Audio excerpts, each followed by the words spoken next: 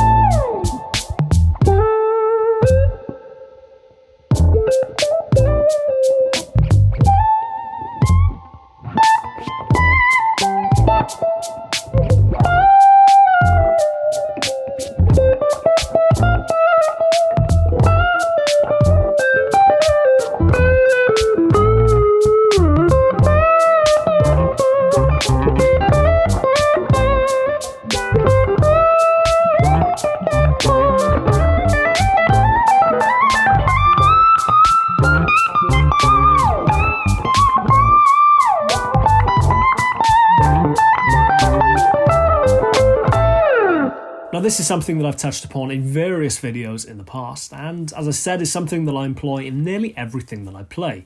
A much better man than myself once said repetition legitimizes, and while I couldn't agree more, it does seem to be something that, for whatever reason, guitarists go out of their way to try and avoid. After all, if you're repeating yourself, surely it just means that you've run out of interesting things to say. Okay, repeating yourself verbatim isn't necessarily something I would advocate, but there is so much to be said for taking an idea, a theme, a melody or a motif and developing it into something interesting and memorable that not only becomes an integral part of the song, but the listener can really wrap their ear around. After all, popular music is based on repetition, repeated chords, repeated melodies, hooks, sections. Why not take a bit of that magic and try and implement it into your guitar solos? Hopefully you will have noticed a few repeated sections during that intro solo, so I thought now would be a good opportunity to try and break it down a little bit. Not note for note, admittedly, I don't think there's much to be gained in this context of actually learning a specific solo note for note. It is ultimately more of a conceptual based idea, which in turn will hopefully give you guys a better insight into the method behind the madness and give you some ideas or inspiration to take away and try and incorporate into your own playing. Let's dig right in.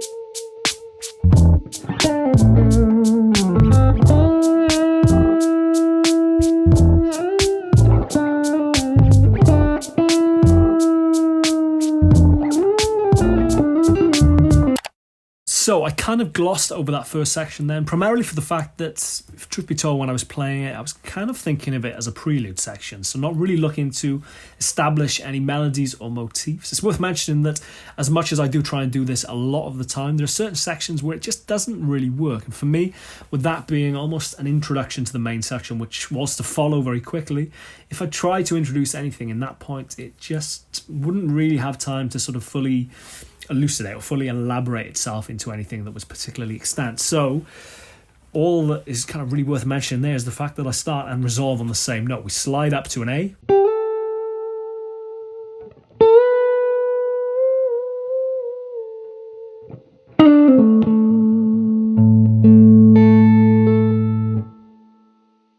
again, resolving and starting on the same note gives it a very deliberate sense of topping and tailing and just leads the listener naturally into what is to follow, which in this case is a very, very overt, deliberate use of repetition, albeit ending slightly differently each time, which is definitely worth mentioning purely for the fact that it allows you to get away with murder, if I'm entirely honest. It allows you to get away with stuff that is quite simple in a lot of occasions, but if you end it very slightly differently, or even if you start it very slightly and you very slightly differently, but you resolve in the same way, naturally leads the listener into a sense of progression, and the arc of the solo is very much developing. So we have this lick.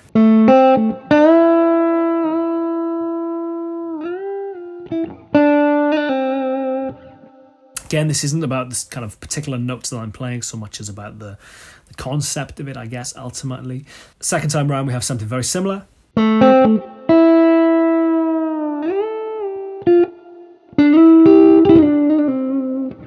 I'll think about what I was playing then.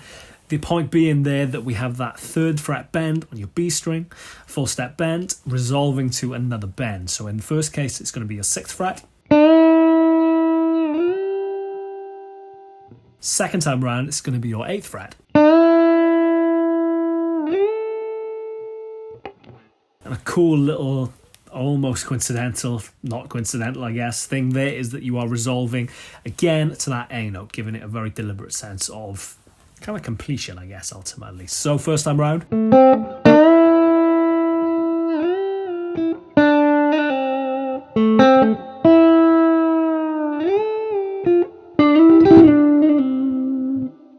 Again, moving straight away into something which, again, is overtly repetitious.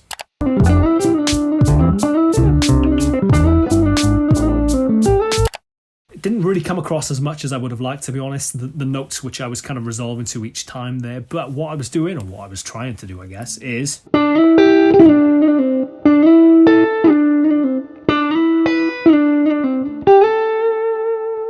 You can see my fingers doing it in the video, but you can't necessarily hear it quite as well as I would have hoped. What we are doing there is just, as I said, ending on a slightly different note every time, which happens to be a sort of an ascension through the scale, I guess. The first time we have... So we're resolving to that G. Second time, going to be an A. And the third time, to a B. So we've got that very deliberate kind of climb going on, which, again, all leads to this sense of kind of building and kind of climactic. Something is happening, something is building. And in this case, it's then going to resolve, you guessed it, back to the root note.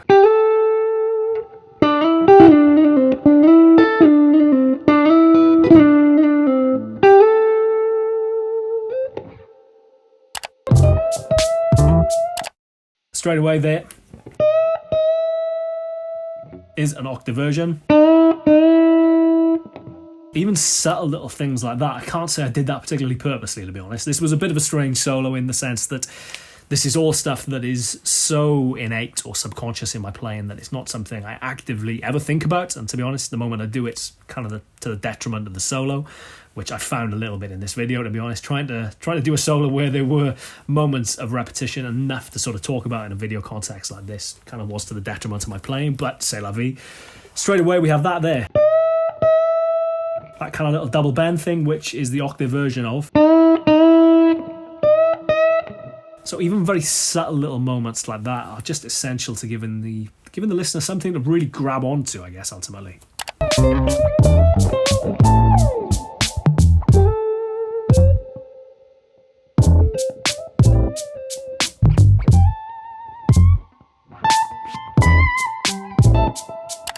That's got to be the most obvious use of repetition throughout the entire solo. We've got that little slide.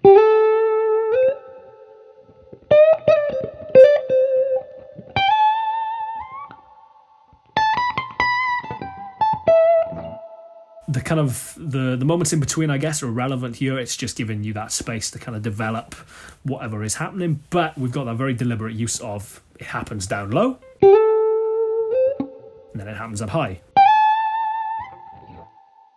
Again, going from high to low, I've talked about this in previous videos with the development or the kind of arc of a solo. Working from low to high is a really kind of cool way. If you're unsure of where you are going with a solo, it's a very cool way just to make sure there is a sense of development and there is a sense of tension and release and building. It makes sure of that in a kind of very deliberate way, and that's kind of what I was doing here.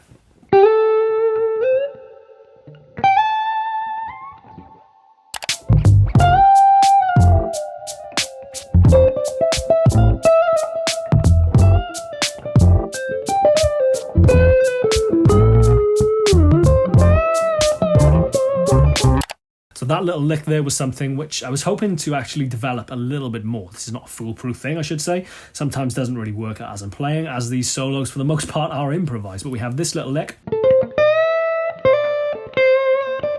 something very similar to that, which I was hoping to come back to. What we actually ended up getting was something like this, which does start the same. Again, it's sort of alluding to that.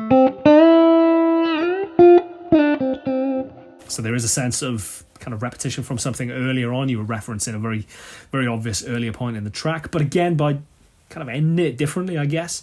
As I said, you can get away with stuff, but at the same time making it sound deliberate and really giving the listener a sense of, as I said, you are building to something.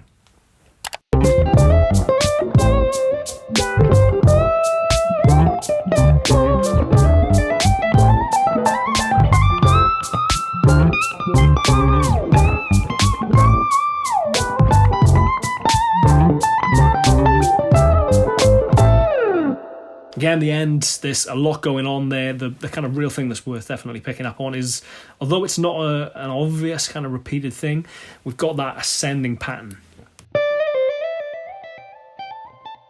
Kind of whatever it was that I played, it's far too fast to try and go back and work it out now. But although you don't actually repeat any notes, you have a very deliberate repeating pattern, which again gives a sense of kind of climactic kind of building, I guess, ultimately. And the only thing really worth mentioning then at the end is that I resolve on that kind of A minor harmony. Keynotes, target notes, I've talked about this in previous videos, absolutely essential to making it sound like you know what you're doing. A lot of people just end on kind of random notes, I guess, ultimately, that don't really kind of benefit the solo in any way, shape or form. But if you can work out what your keynotes are and what you want to aim to over certain chords, I should say, really is to the benefit of the solo. And there you have it. Hopefully that made sense and hopefully gave you some ideas in regards to phrasing, your note selection, and ultimately how it really is possible to say more but with less. Now I'm going to play you out with a solo from a recent Friday Fretworks that you may well recognise, but hopefully now you know what you're listening and looking for will make a little bit more sense. As ever, I'm Chris Buck. Thank you very much for watching. Have a great Christmas and New Year, and I shall see you next year for more Friday Fretworks. Cheers guys, take care, and I'll see you soon.